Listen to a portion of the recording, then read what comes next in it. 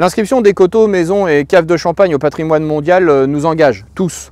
Le vignoble est un patrimoine vivant, non figé et exceptionnel.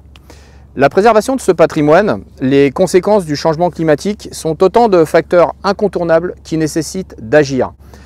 Le comité Champagne s'inscrit également dans cette réflexion et le domaine expérimental de Plumecoq en est un des exemples d'action. Sur ce projet, le principe de l'éco-conception a été pour nous d'intégrer le raisonnement avec les contraintes que sont le soleil, le vent et les pentes naturelles du terrain. Tout d'abord, il a fallu se concentrer sur le bâtiment existant. Le choix a été fait de le conserver pour ne pas déconstruire, reconstruire et donc limiter son impact environnemental au maximum. On a revégétalisé le talus qui se trouve devant. L'intégration du nouveau bâtiment dans la continuité du bâtiment historique se devait de respecter la courbe de niveau naturelle et bien évidemment le chemin d'exploitation. Pour cela, on a travaillé avec des terrassements qui étaient relativement légers. Au niveau du bâtiment par lui-même, on avait deux enjeux. Le premier enjeu a été de traiter une partie qui était une partie accueil du personnel, des visiteurs. Le deuxième bâtiment est une halle technique qui nous permet de stocker le matériel lié à l'exploitation et à l'expérimentation. Pour le premier bâtiment, l'enjeu, il a été principalement de gérer l'implantation des cellules à l'intérieur du bâtiment. Tout ça a été fait bien évidemment en partenariat avec les utilisateurs, nos collègues qui travaillent sur Plumecoq. Et pour cela, on a eu une ouverture sur les faces nord et les faces est pour avoir un accès le plus facilité à un magnifique paysage qui nous entoure.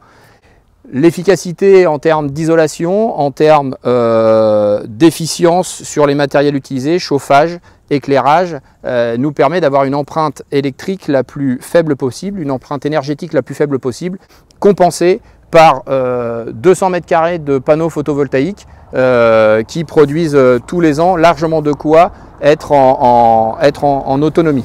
La halle technique, elle, son enjeu a été d'avoir une structure qui soit environnementalement intéressante, non impactante. Donc on est parti sur une structure bois, un accès à la lumière naturelle pour le confort des usagers, avec des grandes portes, des grandes ouvertures, une façade est qui nous permet d'être à l'abri des vents.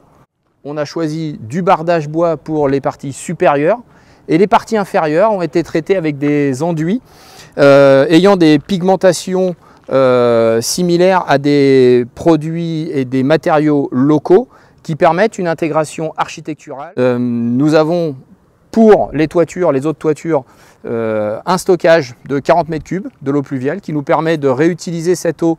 Les voiries ont été traitées en 100% grès concassé qui, par la perméabilité de ce support, nous permet de gérer toutes les eaux pluviales de voirie à la parcelle. Pour le projet, le choix des matériaux s'est fait sur leur qualité d'isolation et leur faible impact environnemental principalement. Assez naturellement, le bois a été privilégié aussi bien pour les ossatures structurelles, les huisseries, les volets, les escaliers intérieurs et bien sûr le bardage extérieur. Ce bardage extérieur posé verticalement permet une intégration parfaite dans l'environnement que sont nos vignes du domaine expérimental. Il nous donne la possibilité aussi d'intégrer des supports de biodiversité tels ces nichoirs pour mésanges et moineaux. La régulation thermique du bâtiment est assurée par un puits canadien que nous avons intégré sur la face ouest et la face sud du bâtiment. Ces mêmes pourtours ouest et sud ont été travaillés en talus avec une implantation arbuste, arbres, notamment majoritairement des fruitiers, et la partie herbacée que vous voyez ici est elle traitée, gérée en fauche différenciée. Au cours de cette visite, nous avons vu que l'intégration architecturale et paysagère, la gestion de la biodiversité avec le continuum bâtiment, vignes, espaces naturels, la protection de la ressource en eau et la gestion de la performance énergétique font du bâtiment d'exploitation de Plumecoq un exemple intéressant d'adaptation des constructions à ce territoire d'exception inscrit au patrimoine mondial de l'UNESCO que sont les coteaux, maisons et caves de Champagne.